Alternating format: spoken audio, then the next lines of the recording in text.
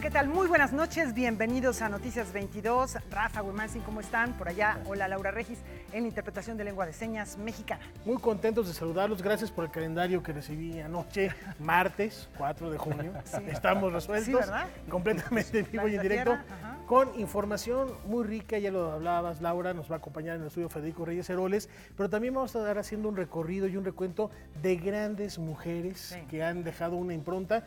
En las artes plásticas van a ver más adelante por qué, pero de manera particular en el cine. Así es lo que vamos a ver a continuación. ¿Cuál ha sido la presencia femenina en la industria cinematográfica y cómo han vivido esa experiencia? Con el objetivo de ofrecer a estudiantes y público en general una reflexión sobre el lugar de la mujer en el cine mexicano, se llevó a cabo en la Escuela Facultad de Cine el conversatorio Mujeres en el Cine, con la participación de las actrices Patricia Reyes Espíndola, Verónica Langer, Cassandra Chianguerotti y las cineastas María José Cuevas y Lucía Gajá. Dejemos de pensar, de hacer, que las mujeres tienen que empezar y se tienen que empoderar y tienen que hacer cine para mujeres. No, hay que hacer cine universal. Las mujeres tenemos que pensar de manera universal, hacer el cine que les va a interesar a todos y a todas. La mujer en el cine mexicano pues ha tenido una evolución también, yo pienso, a lo largo de la historia, junto con el cine, ¿no? Como ha ido reflejando diferentes momentos, ¿no? Desde Santa, desde esta pobre prostituta en el barrio de Chimalistac, hasta mujeres súper aguerridas ahora que hacen documentales increíbles. Entonces, bueno, pues esto ha sido el recorrido del siglo, ¿no? Del siglo, digamos, que tiene ya el cine, ¿no? Entonces, bueno, ahora creo que estamos muy presentes. Durante el evento, las actrices y cineastas hablaron a las nuevas generaciones sobre los retos que demanda el trabajo en la industria del cine, en particular para la mujer mexicana, donde la paciencia, perseverancia y disciplina son clave. Si no hay equidad de género en la sociedad, tampoco puede haber en el cine, no somos una isla en el medio del mar, ¿no? Entonces sí, creo que durante mucho tiempo fue un territorio muy privilegiado para los hombres, ¿no? Había más directores hombres, un staff, uno entra a un foro, y pues, ¿qué diría yo? El 60, el 70, el 80 son hombres, ¿no? Pero bueno, las cosas definitivamente están cambiando. Yo ya veo muchas mujeres fotógrafas. Yo creo que esto es una cuestión también de tiempo, que esto está ocurriendo y que tenemos que trabajar todos juntos para ello, porque es tal vez un cambio de mentalidad en muchos sentidos para todos, ¿no? Que si algo tenemos los actores y las actrices mexicanas es que somos bien buenas. Ahora que he tenido oportunidad de trabajar en otros lugares y ver otros actores y ver a los actores mexicanos con los que he trabajado, junto con otros, dices, ay, nosotros sí traemos como tuvimos tanto tiempo que el cine lo hacíamos con tan poquito dinero, somos precisos, somos muy profesionales, igual otros, pero la precisión que tenemos los actores mexicanos, casi ningún actor. Noticias 22, Omar Vera. Bueno, pues ahí está solamente una pequeña introducción a lo que podríamos hablar acerca de la presencia de las mujeres en la cinematografía. Y bueno, la primera película, si mal no recuerdo, filmada por una mexicana en nuestro país es La Negra Angustias, que hace ya algunas décadas. Sí. Se tardaron en las mexicanas, o mejor dicho, se tardó la industria en permitir que las mexicanas tuvieran una presencia importante en el cine. Y que sirve esto también para reflexionar la huella que han dejado en el panorama del séptimo arte internacional, desde aquellos cameos en las películas hollywoodenses hasta hoy, triunfando en el extranjero de una manera sorprendente. Lo que es muy cierto es que en los últimos 15 años las cineastas en México han sido las que han tenido una gran producción y han hecho también grandes películas. Sí ha cambiado mucho la forma de ver el cine mexicano. Hay muchas más cineastas de las que pudimos ver, por ejemplo, en los años 90. Efectivamente, y mujeres que se dedican también a cuestiones como animación, cine digital, que están muy involucradas en nuevas tecnologías. Y seguimos platicando de mujeres destacadas y de sueños o de hipersueños, de mundos surrealistas. El escritor Gabriel Weiss desnuda su alma para compartirnos algunos de los pasajes íntimos de la biografía de su madre. Efectivamente, la pintora Leonora Carrington. Creadora de universos, viajera en el mundo, Leonora Carrington es recordada bajo la lupa de lo íntimo y lo cotidiano en el libro El cuadro invisible, Mi memoria de Leonora, bajo la pluma de Gabriel Weiss Carrington, su hijo. Un acercamiento pues íntimo que era el que tuve a lo largo de, primero como madre, pero luego ya de una manera mucho más, digamos, cercana, pues ayudando a hacer objetos, ¿verdad? Luego escribíamos también juntos y ella muchas veces hacía dibujos y luego yo hacía poemas, o yo hacía poemas y ella hacía dibujos basados en los poemas. Este es un acercamiento que yo considero modesto en el sentido que es íntimo, ¿no?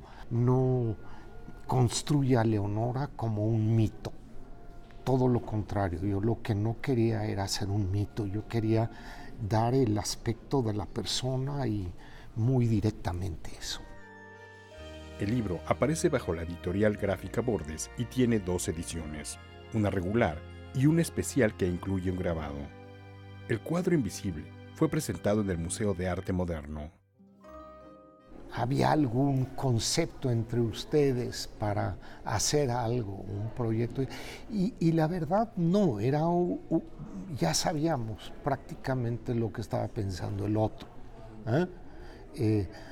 Yo no soy muy creyente de la telepatía, pero sí creo que las personas que tienen una cercanía muy grande, pues pueden leer signos que quizá otras personas no. Entonces, esta era la comunicación. Uno de los factores así más interesantes de la relación madre-hijo fue los cuentos que hizo, ¿no? Y que, bueno, nosotros fue uno de los primeros proyectos que sacamos con fondo, se llamaba Leche del Sueño. Ese diálogo íntimo y constante entre Leonora y su hijo también abordó la relación con los materiales. De ello da cuenta el libro. Por ejemplo, los materiales que utilizaba, cómo los utilizaba para crear, cuáles eran algunos de los factores más importantes para aprender este aspecto creativo, ¿no? Y esto yo lo puedo decir porque lo comentábamos, no es algo que yo interpreto, yo traté de no interpretar, ¿no? Es decir, en medida de lo posible yo quería que fuera algo como muy, pues, íntimo, lo hemos dicho, pero al mismo tiempo que tuviera una manera de mostrar lo inteligente que era. Noticias 22, Víctor Gaspar. Bueno, ahora nos vamos a platicar acerca de algo que está haciendo la lingüista Pilar Montes de Oca, quien, bueno, es creadora, la conocemos muy bien por la revista Algarabía. Y a propósito de esas cuestiones de género, ella asegura que existe una barrera cultural que dificulta la comunicación. ¿Qué opinan entre hombres y mujeres? Vamos a ver qué es lo que dice, primero. ¿Por qué las mujeres y los hombres no nos entendemos? Anoche se llevó a cabo en el Foro del Tejedor la segunda de las 3 conferencias que imparte la directora de la revista Algarabía, Pilar Montes de Oca, en torno a ese gran espejo de identidad que es la lengua. Salimos desde el ligue, en el noviazgo, en el divorcio. La primera fue sobre el lenguaje de los mexicanos, lo que te platicaba un poco fuera del aire, sobre las diferentes formas de hablar de los mexicanos, por qué hablamos con diminutivos, por qué hablamos de cierta manera, qué tiene que ver con nuestra idiosincrasia, por qué es diferente nuestro español al español argentino, al español al español colombiano. ¿La lengua tiene género? ¿Existe un código de comunicación solo entendible para quienes se identifican con uno u otro género, femenino y masculino? Esas fueron algunas de las preguntas lanzadas anoche por Pilar Montes de Oca, lingüista de profesión. Esta es Mujeres y Hombres, ¿por qué no nos comunicamos? Así le pusimos. Y se basa un poco en esta investigación que hice en este libro, que se llama Es que no me entiendes, publicado por Algarabía y Grijalvo, que es lenguaje femenino contra lenguaje masculino. O sea, algo así como el femeñol contra el masculinés. Para la conferencista, el contexto digital en el que nos desenvolvemos propicia todo tipo de malentendidos. O sea, si yo te digo, ¿vienes a comer, Omar? Y no te pongo signos de interrogación, tú estás pensando que yo te estoy obligando a ir a comer. Vienes a comer, Omar, ahorita. Entonces te vas a enojar, ¿no? Porque qué mandona, ¿no? Entonces, hay una serie de cosas que sí obliga entender el lenguaje para poder entender que nos tenemos que comunicar mejor. En su libro, Pilar Montes de Oca hace un recuento desde el punto de vista lingüístico de todos los entresijos y ambigüedades que surgen en la comunicación entre géneros en casi todos los ámbitos de la vida social, como el laboral. Por ejemplo, ¿sabía usted que las mujeres son más interrumpidas durante una junta y que sus intervenciones suelen durar menos con relación a la de los hombres? Es una investigación muy transversal, muy transversal. O sea, este libro podría ser traducido a muchísimas lenguas. Claro que hay cosas que sí nos competen mucho a los mexicanos, ¿no? O sea, creo que las mujeres mexicanas somos más dadas al woman's planning, que es explicarle cosas a los hombres que otras mujeres de otras partes del mundo, pero no necesariamente todas. Entonces, también, ¿no? Hay clichés y también hay roles, ¿no? Y en México todavía existen ciertos roles. Por ejemplo, en ciertas investigaciones, la mayoría de las mujeres que trabajan, estamos hablando del 83% de las mujeres que trabajan, de todas maneras llevan toda la carga doméstica. A mí me quiero decir las que me aplican. Oye, bueno, si vienes a la oficina te puedes estacionar en batería, sí sabes cómo es en batería, ¿no? La última conferencia de este ciclo lleva por nombre La lengua, nosotros y el mundo, sobre la parte más antropológica de la lingüística, y se llevará a cabo el 1 de julio a las 19:30 horas en el Foro del Tejedor. Con información de Omar Vera, César H. Meléndez, Noticias 22. Bueno, la verdad es que es un libro divertido que se lee unas cuantas horas y que además nos permite entender mucho por qué a veces hay problemas de comunicación, porque de pronto sí, la educación es diferenciada entre hombres y mujeres, por lo menos en este país y yo creo que en muchos otros. Entonces nos enseñan a entender ciertas palabras de una manera y a los hombres de otra manera. Entonces, bueno, pues ahí vienen ciertas incomprensiones. Pero bueno, ya. ¿Te quedó claro? Como no me entendieron nada par que están aquí, mejor nos vamos a la pausa, ¿no?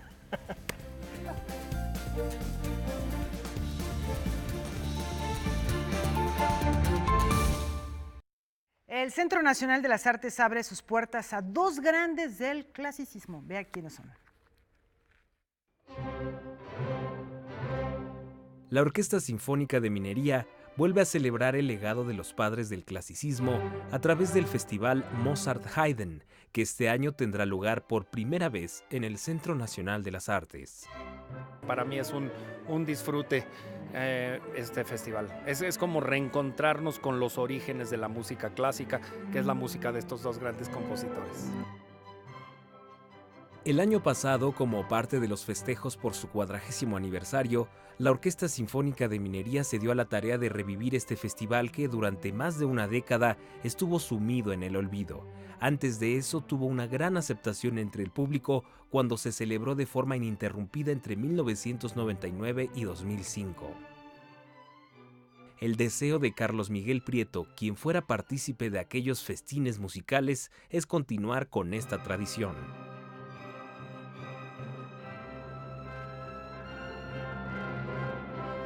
No le tengan miedo a Mozart, no le tengan miedo a Beethoven, son nombres que conocen y son nombres que son geniales por una razón. Entonces que no le teman y le entren con todo gusto y con toda seguridad a esta música, ya verán si les gusta o no. Lo que no hay es que tenerle temor o tener prejuicios sobre lo que es esta música. Para su segunda edición, ya en esta nueva etapa, el festival se divide en dos conciertos en los que, además de Mozart y Haydn, hay un tercer invitado, Beethoven. En el primero, que es el que estamos ahora preparando, vamos a hacer la increíble sinfonía Júpiter de Mozart, la última y genial sinfonía. El concierto de violín de Beethoven con Shari Mason, normalmente la concertino de la orquesta, y la sinfonía número 60 llamada El Distraído de Haydn. Y el segundo programa tiene la sinfonía número 33 de Mozart, una sinfonía menos tocada, pero no por ello menos interesante. El concierto en do mayor de cello con William Molina, que es el principal de cello de la orquesta, y la Sinfonía 102 de Haydn, que es una de las sinfonías maduras.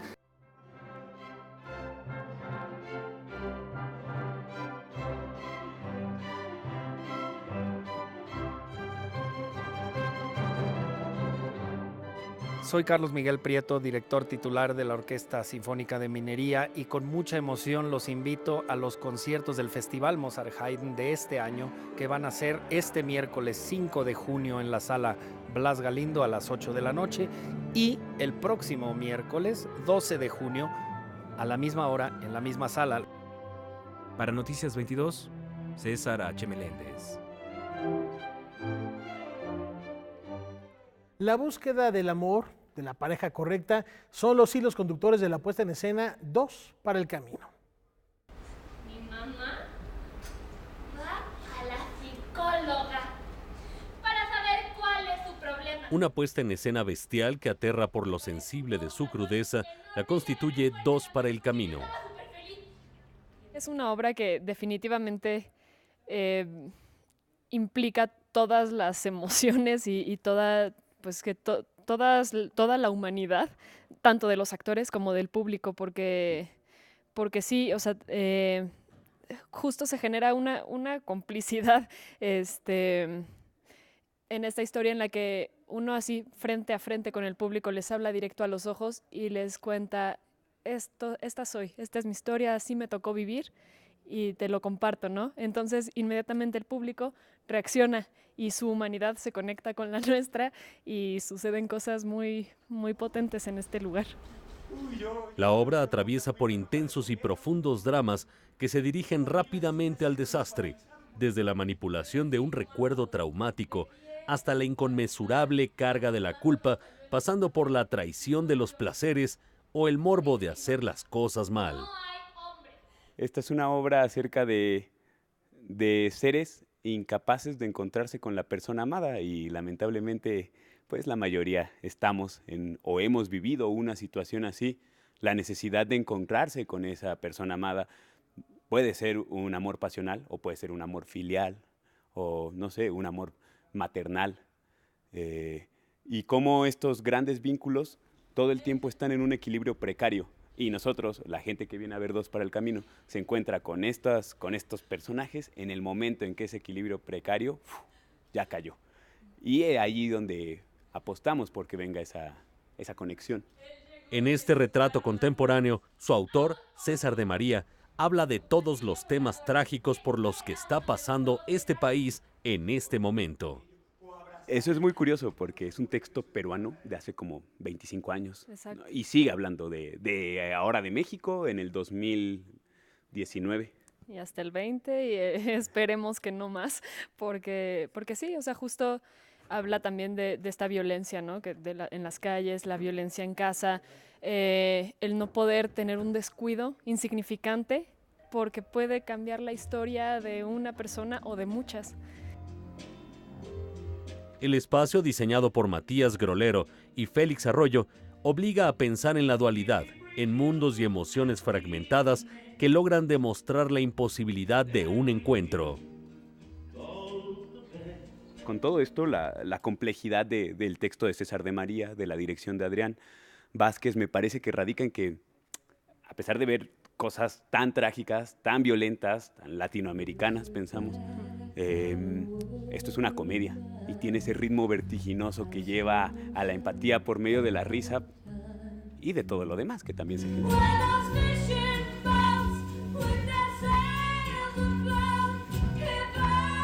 Somos la compañía Los Tristes Tigres, la obra se llama 2 para el camino, con Fátima Favela, Carlos Patrick Casanova, Diego Martínez Villa, Pamela Ruz, bajo la dirección de Adrián Vázquez. Todos los miércoles hasta el 14 de agosto y están todos invitados, la van a pasar fuerte.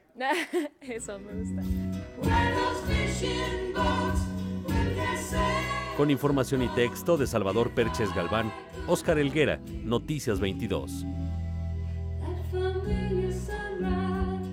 Bueno, ¿qué les parece si ahora conocemos qué es lo que está sucediendo con la actividad cultural en el resto de la República?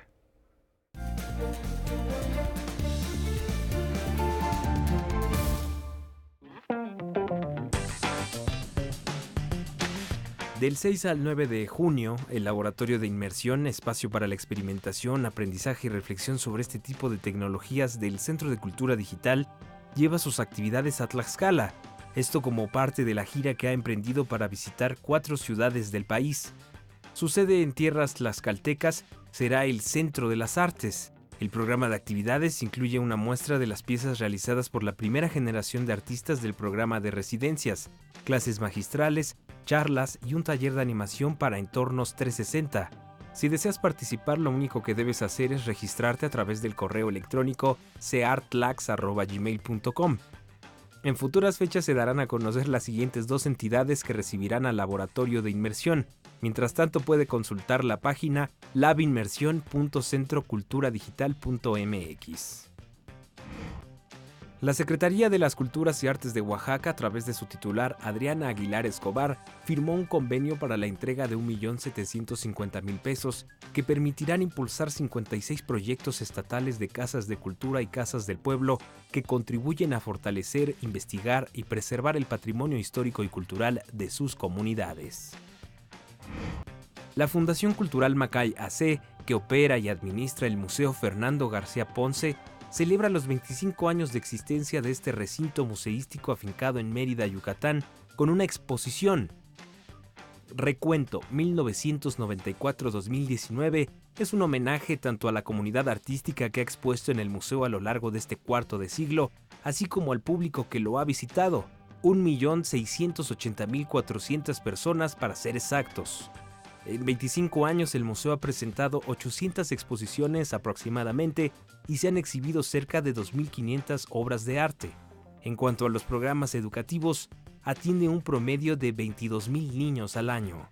La exposición Recuento 1994-2019 permanecerá hasta el mes de agosto en el Museo Fernando García Ponce, con el ánimo de seguir construyendo la memoria de las artes plásticas de Yucatán.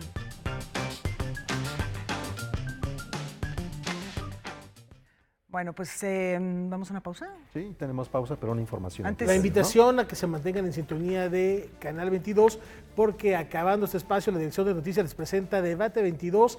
Yuli García tiene una charla con el excanciller Jorge G. Castañeda a propósito de esta situación candente que se vive en la relación México-Estados Unidos con la batalla de los aranceles. No se lo pierdan, terminando Noticias 22. Y ahorita una pausa. Volvemos.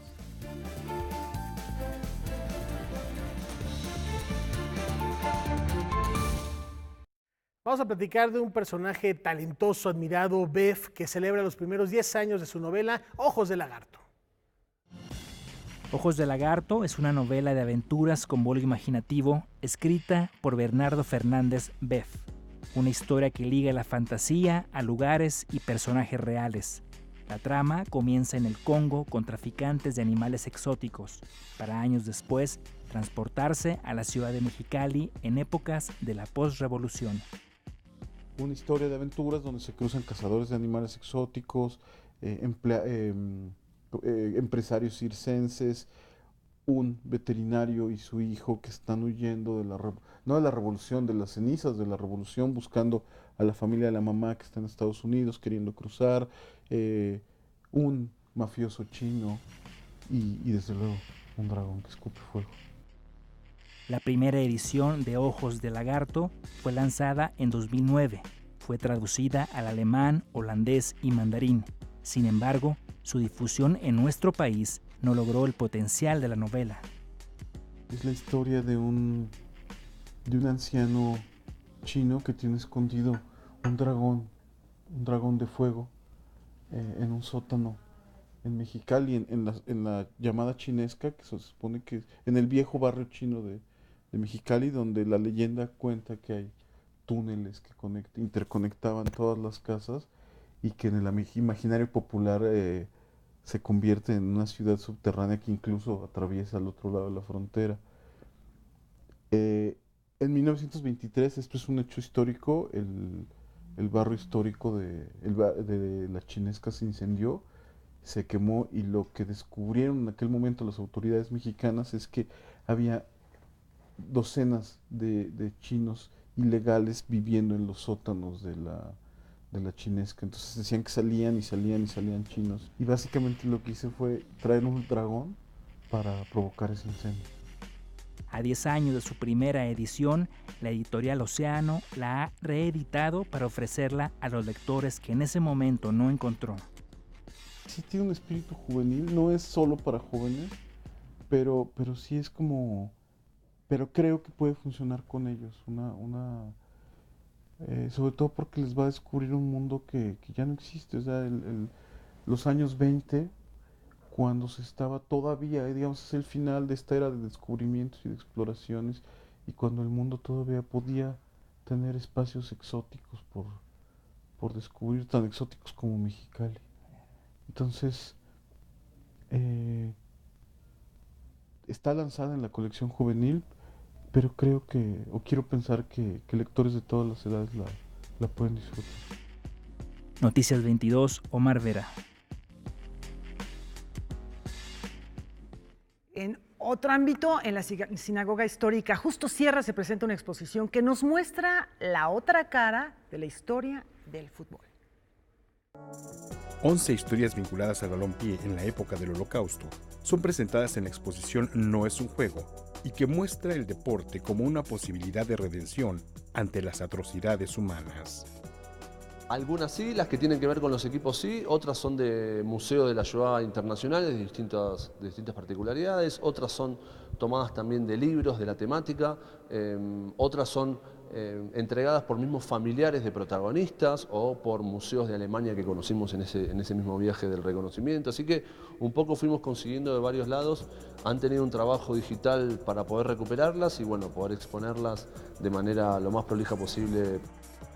La exposición es resultado de una investigación de archivos de varios clubes de fútbol y se ha expuesto en el Museo del Club River Plate y el Museo de la Memoria en Argentina.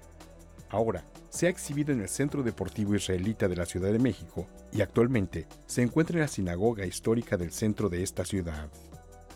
En sí no fue una historia tan conocida y es lo que queremos llegar a que se conozca, que el Holocausto no sea solamente una historia de tragedia y de números, 6 millones de judíos que murieron en los campos de exterminio, sino que historias tan cotidianas como el fútbol ocurrieron en ese periodo, y historias de muerte y también de salvación a través de algo tan simple y tan popular como puede ser el fútbol.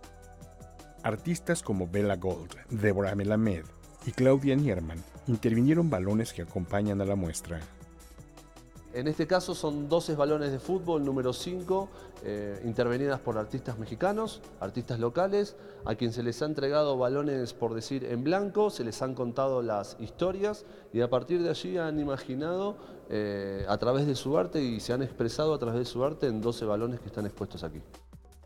La exposición No es un juego permanecerá en la Sinagoga Histórica, ubicada en Justo Sierra número 71, Centro Histórico, hasta el 10 de junio. Noticias 22, Víctor Gaspar. Bien, continuamos aquí en Noticias 22 y esta noche vuelven los escenarios capitalinos, el monólogo de DHL, escrito y protagonizado por Luis Eduardo Ye. ¿Cómo dar con aquello que simplemente no existe frente a nosotros? Esa es una de las múltiples dudas que plantea DHL, unipersonal escrito e interpretado por Luis Eduardo Ye. Las perspectivas son distintas, estando dentro y fuera. Y dentro, la cosa sí es mucho de ego, de estar cuidando que tú hagas ciertas cosas, que te veas de tal manera. Y justo afuera es lo contrario, ¿no? Tienes una perspectiva global del asunto en donde el ego no participa, sino te encargas de que todo embone. DHL constituye un viaje extraordinario a través de lo común que habla de cómo las personas pueden mejorar su contexto y su vida al salir de la zona de confort y perder el miedo de enfrentar nuevos retos. Además del capricho de querer hacer un monólogo, sin encontrar todavía el motor, lo que lo detonó en realidad fue ver a Felix Baumgartner, el vato que se aventó desde la estratosfera y rompió la barrera del sonido. Cayó 6 minutos libremente desde la estratosfera hasta acá. Y como siempre me han conmovido ese tipo de actos que parecen inútiles, pero que dan fe de que el ser humano puede puede ser y hacer cosas extraordinarias. Me conmueven mucho esas cosas, ¿no? O sea, que un velocista, que Usain Bolt pueda correr 100 metros en menos de 10 segundos, que este vato rompa la barrera del sonido, que alguien maneje durante horas en un rally. O sea, eso me conmueve muchísimo. Después de ofrecer funciones por todo el país, DHL, bajo la dirección de Ricardo Rodríguez, se consagra como una obra que divierte y al mismo tiempo permite reflexionar sobre el pensamiento humano. Fue un proceso de 3, yo pienso. O sea, de Ricardo, de Elizabeth Alba, que es la que diseña el espacio, la iluminación y, bueno, toda la estética, y yo. Porque justo al ser un texto narrativo que tiene 2 tiempos, ¿no? Digamos, el tiempo presente de la narración y el tiempo de los hechos que está narrando, que ya sucedieron. Como que en eso se divide, en lo que está pasando y a veces en lo que pasó. Entonces no hallábamos un pretexto de acción para que se desarrollara todo ese relato.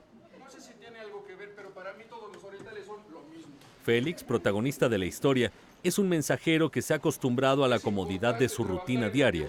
Conoce todos los destinos del sector en el que labora. Sin embargo, un día se encuentra con un paquete clasificado como urgente, que debe entregarse en una dirección que no existe. De principio nunca hubo una conexión con una necesidad de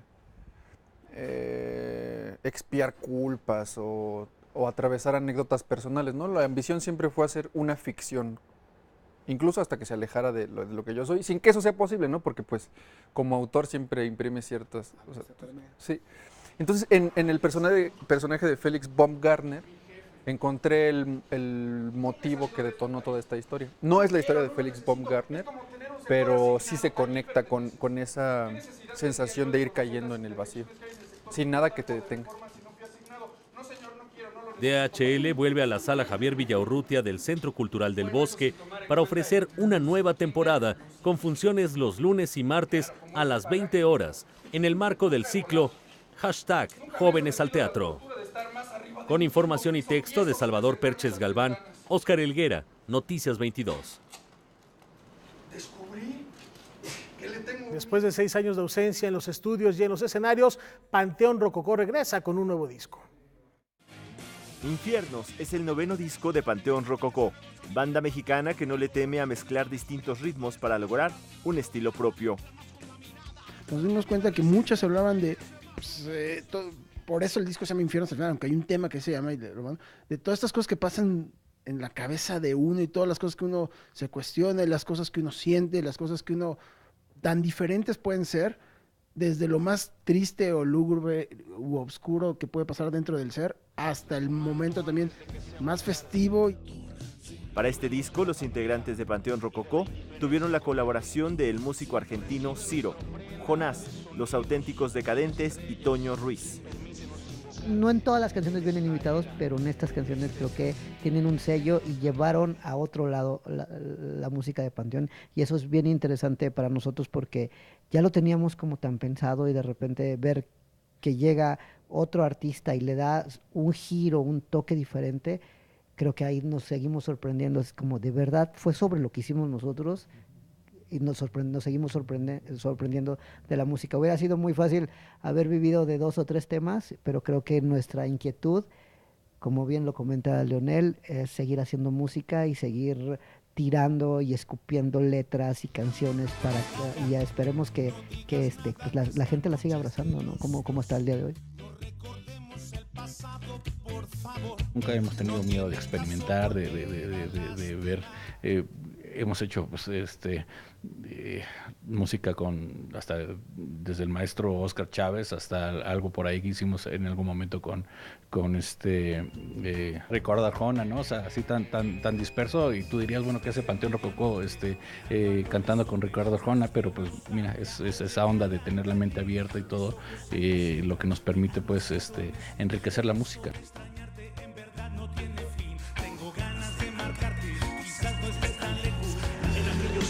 Infiernos ya se encuentra disponible. La banda comenzará en breve una gira por Estados Unidos, pero antes irán a Querétaro, Guanajuato, Tijuana y Ciudad Juárez. Noticias 22, Alberto Aranda.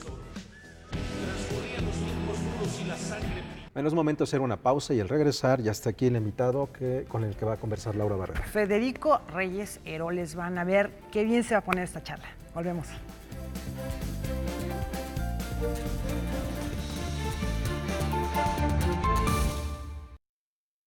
Continuamos aquí en Noticias 22 en nuestro segmento Enfoques. Recibimos al escritor Federico Reyes Heroles, que está ya con Laura Barrera, para platicar de erotismo con su novela Sensei. Adelante.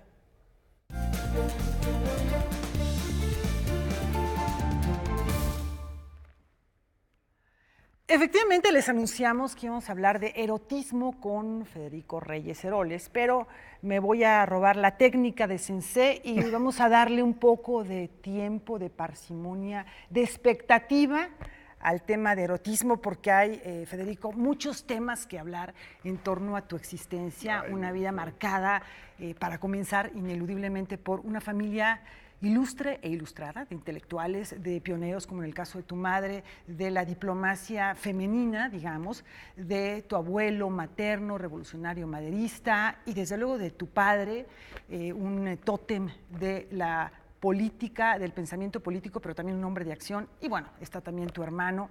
En fin, todo este legado, ¿qué ha sido para ti? ¿Un cobijo, un peso, una inspiración? Yo creo que entre inspiración y responsabilidad, ¿no? Por ejemplo, ahorita que mencionaste a mi abuelo es un personaje bastante poco conocido y es un hombre fantástico porque tuvo que salir después del golpe a Madero, tuvo que salir a vivir en Nueva York, abogado de origen, buen abogado, digo, puedo decirlo aunque no lo conocí porque dejaban los folletos de cada uno de sus casos. No hablaba inglés, aprendió inglés. Y aprendió un buen inglés, se acreditó en la barra de Estados Unidos, lo cual es muy difícil aprender, además el derecho anglosajón, y tuvo sus deslices hasta literarios, tradujo a Wilson, al presidente Wilson, y después hizo una traducción de Leaf de Rudyard Kipling, que yo considero que es la mejor. Entonces el individuo, eran individuos con una fuerza interior notable, ¿no? Y eso de pronto cuando vienen momentos adversos dices, bueno, si ellos pudieron, ¿por qué no vamos a poder nosotros? ¿No? Y está la fuerza de tu madre, que también fue la primera alumna de la Universidad Femenina. ¿Cómo sabes eso? Fue la primera alumna. Y bueno, es una historia realmente que llama mucho la atención. A mí particularmente cuando das conferencias, cuando platicas de tu padre, siempre me ha intrigado que lo llamas Reyes Heroles. Pues yo creo que por salud mental, ¿no? Porque por un lado estaba mi papá y por el otro lado estaba la figura pública. Y entonces en algún momento mi mente decidió que era mejor separarlos porque para poder estar con tu padre como tu padre y no con la figura pública, ¿no? Y si ese hombre que hacía bromas en tu casa, pues era tu padre, no era el secretario de Estado, ¿no? El que te hacía bromas medio pesaditas a veces.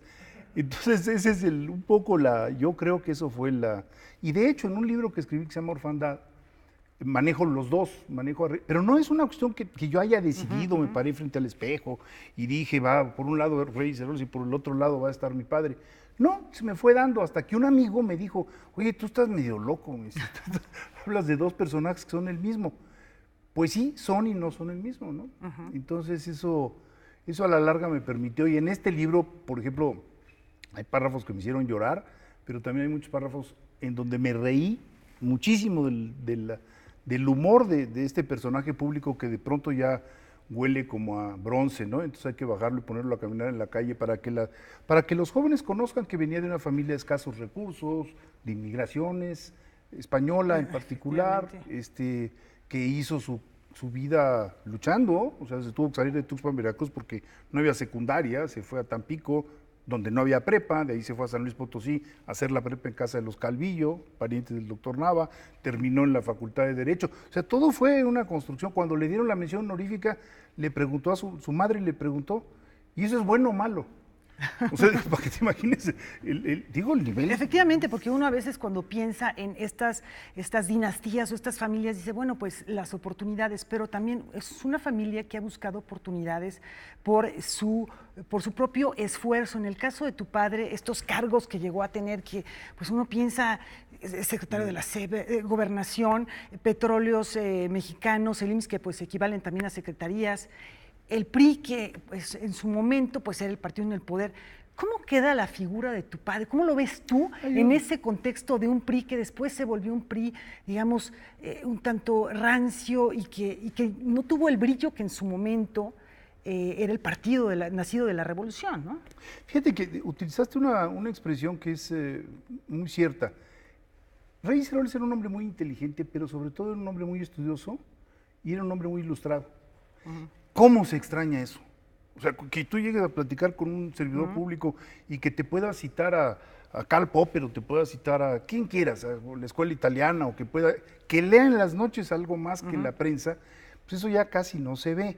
Entonces, a tu respuesta yo te diría, yo me siento muy bien, qué bueno que no vio que fue del PRI, porque yo estaría muy enojado, pero el individuo supo en su momento actualizar a ese partido y abrirlo y darle brillo. Los discursos de Reyes Heroles, mucha gente se los pelea porque quiere leer discursos bien articulados, los hacía él, no había amanuenses detrás de Reyes Heroles, lo cual... Escritores fantasmas. Escritores fantasmas, ghostwriters, no había, él los hacía, era disgráfico y los hacía el domingo y se ponía él a trabajar. Ahora, todo esto tú lo heredas, tanto la parte literaria, la parte del intelectual, como del hombre preocupado por la democracia, por... Una muestra de ellos, desde luego, es la creación de la revista El País, en 1991, que pues una revista realmente a contracorriente, no solo de la época, sino de las revistas que hay ahora en materia de política mucho, que se busca la popularidad, las ventas a través de la guerra de declaraciones, de las posturas en contra, la polémica. Aquí es analizar la opinión pública. No sé si hay un antecedente de esto en México, pero sí es una publicación que de pronto surge y que uno dice, bueno, esto va en contra del mainstream, digamos. Nos declararon enemigos del presidente por publicar estadística. ¿No? Eran y son ciencias sociales. Son ciencias sociales, teníamos unas ciencias sociales que al final de cuentas no recurrían a los datos para poder de alguna manera apoyarse en ellos. Cada quien hablaba, fíjate que hasta en el lenguaje se mostraba esto, es que los mexicanos somos, ¿cuáles mexicanos? Los del norte, los del sur, las mujeres, los jóvenes, ¿no? Vamos a ponerle cifras a las cosas. Me acuerdo que un día hablé con Fuentes, le pedí un artículo para el primer número de la revista, entonces le dije, oye Carlos, mira un artículo sobre el nacionalismo. Ah, claro, me dijo, el nacionalismo es un gran tema porque los mexicanos, le dije, mira, aguanta tantito a que veas los datos sobre el nacionalismo, porque el 56% de los mexicanos nos dice que estaría de acuerdo en que la frontera entre México y Estados Unidos desapareciera si esto trae un beneficio económico. Entonces me habló a los 3 días de Londres y me dice, oye, ¿qué es esto? Los datos, man. ¿Cómo? Es otro país, ¿no? Y cumplió 28 años de vida y de alguna manera ya no nos podemos imaginar una elección municipal sin encuestas y sin estudios de opinión pública, ¿no? Entonces, en el cual, tú fuiste pionero, la investigación de la opinión pública y después de ello se deriva desde luego la participación en Transparencia Internacional en el capítulo México, que también tiene que ver con la manera en que nos entendemos, nos percibimos, identidad, democracia. Y esto se ramifica en muchos proyectos, está Impunidad Cero, en fin, trabajas en muchas vertientes que son ad honorem, que pues me imagino que no recibe. Está la fundación del periódico Este País. Para algunos datos nada más, no llevarnos mucho tiempo, has estado en el inicio de la Comisión Nacional de Derechos Humanos, en la Comisión Nacional de Arbitraje Médico del Instituto de Geriatría, la Fundación Tagle, que les recomiendo que le echen un ojito ahí en Google para que sepan cuáles son estos proyectos. Trabajas la mayoría del tiempo en cosas que no te pagan, ¿no? La mayoría del tiempo. No te gusta el dinero. Yo le bueno, el necesario para sobrevivir, pero sí le dedico mucho tiempo, creo en eso, creo en la filantropía y me tiene verdaderamente azorado que hayas sacado todo esto adelante y lo pongas al público, porque normalmente yo no hablo de esas actividades. Pero por supuesto no cobro un centavo y ahora estamos con lo de impunidad cero, estamos diciendo la palabra clave ahorita es la impunidad, ¿no? Cuando comenzamos con transparencia y hablábamos de transparencia vinculada a lo gubernamental, la gente más bien pensaba en Cozumel o en los acuarios o en yo qué sé qué cosas, ¿no? Pero no en la necesidad de que el servidor público rinda cuentas. Y fue una experiencia muy interesante, de hecho a mí a la larga me enteré que me seleccionó Peter Eigen, que era el fundador, fue el fundador de Transparencia Internacional, Y Peter buscó a alguien que no quisiera hacer carrera política y usar de trampolín el capítulo, ¿no? Lo dirigí 15 años, llegué a la conclusión a los 10 de que yo necesitaba ya un relevo y sigo siendo miembro del consejo, pero ya la responsabilidad la tiene María Marván de continuar con ese asunto. Y bueno, son decisiones que se toman siempre de forma colegiada, con intelectuales de primer nivel reconocidos. Y bueno, está el dato duro, está la estadística y está la ficción, la emoción, particularmente una beta que has explorado dentro de la narrativa, que es el erotismo. Otra vez vas contracorriente, pero si estamos en tiempos en los que o está Tinder y está toda esta cuestión pornográfica por todos lados, o está la represión sexual y erótica que viene de movimientos muy legítimos, pero que ahí están y que son como Me Too, ¿no? Mira, te voy a aclarar que yo escribí esta novela antes de que se diera la discusión entre Me Too y los europeos. Es evidente que yo me hubiera inclinado más por la versión europea, ¿no? Franceses, ¿no? Ahora, debo decirte, desde mi primera novela, que se llama Ante los ojos de Desiree, yo siempre quise escribir. Y mi padre de alguna manera me dijo, ¿y de qué vas a vivir, no? Entonces, pues tenía razón, también había que ganarse los panes, las fundaciones. ¿no? Pues sí. Y entonces, en Ante los ojos de Desiree y en todas mis novelas siempre ha habido un personaje femenino, sí, que me lo había yo propuesto. Por ejemplo, hay una novela que se llama Noche Tibia, que Carlos Fuentes dijo que tenía una terrible capacidad profética porque habla de una rebelión indígena en un estado del sur de la República en donde hay un conflicto electoral, ¿no? Y esto fue en noviembre del 93, se publicó, ¿no? Y además el negociador se llama Manuel Meñueco. Bueno, total, en esa novela hay una primera persona que es una primera persona femenina, entonces redactar como mujer supone un reto, porque los calificativos que ustedes utilizan, hasta la forma de acicalarse de las mujeres es diferente. Entonces hay que observar mucho a las mujeres para poder caminar. El mejor elogio que he recibido, o los mejores sobre esa novela, son de mujeres que me dicen, se me olvidó que estaba escribiendo un varón. Bueno, a mí me pasó muy similarmente con esta novela, Sensé, que de pronto tú utilizas la primera persona, pero de pronto utilizas la segunda persona. Sí. Y eso me dio así como un aire a Marguerite Duras, ¿no? Dije, esa sensibilidad de acercarse de una manera tan directa, pero no a la sexualidad específicamente tan dura, que también existe este tipo de literatura, y que bueno, pues ahí está, sino al erotismo. ¿Cuál es la característica que diferencia al erotismo de estos otros ámbitos que hemos mencionado? A ver, yo te diría que cualquiera puede traer una película pornográfica en su teléfono inteligente, ¿no? Y ver, además, con finales muy predecibles, la mayoría de las veces, ¿no? Sean 2, 3, 4, 25, sabes más o menos cuál es el final. El erotismo es una construcción cultural, es algo mucho más sutil, mucho más elaborado. El erotismo tiene 2500 años de vida. El erotismo a principios del siglo XX era algo normal, el flirteo entre las parejas, el poder decir, Laura, qué guapa eres tú, era normal.